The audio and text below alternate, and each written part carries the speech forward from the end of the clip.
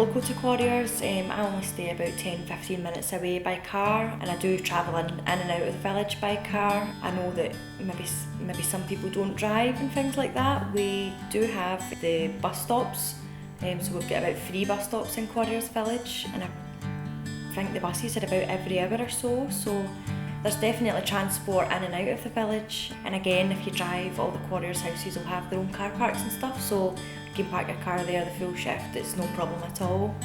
Some people, if they were maybe local, Bridge of Weir, you could walk into Quarriers Village, that wouldn't take you long at all.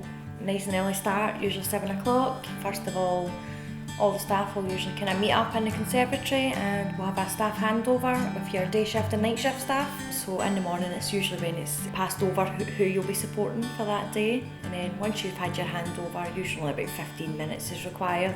Everybody's away upstairs, and then it's waking up all the people we support. First of all, it's going to be all the medication for all 6 residents. Once all that's finished up in the morning, it's usually personal care. All 6 of our residents require full support for all personal care, so that would include things like bathing, going to the toilet, hair washing, teeth brushing, anything at all that the residents would require, we would support that. Once all the residents are up and ready and good to go for the day, it's usually breakfast. So some of our residents all need full support with their eating and drinking.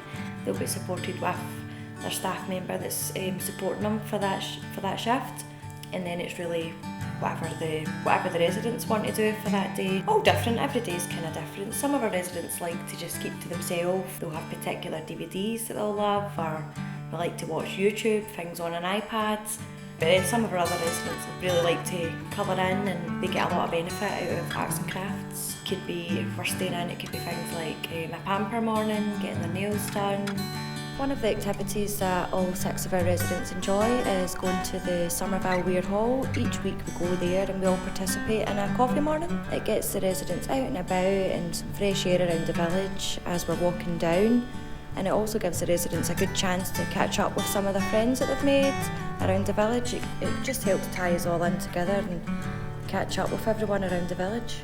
We also have activities such as bringing a mini zoo into the care home. So that was just quite recently that we've done that. Basically the company comes in, they bring rabbits, chickens, spiders, snakes, all different animals, but that's really beneficial to the residents because it's not every day they get to see those sorts of animals and interact with them. It also gives them a chance to kind of pet them and clap them and learn a bit of information, a bit of facts about them.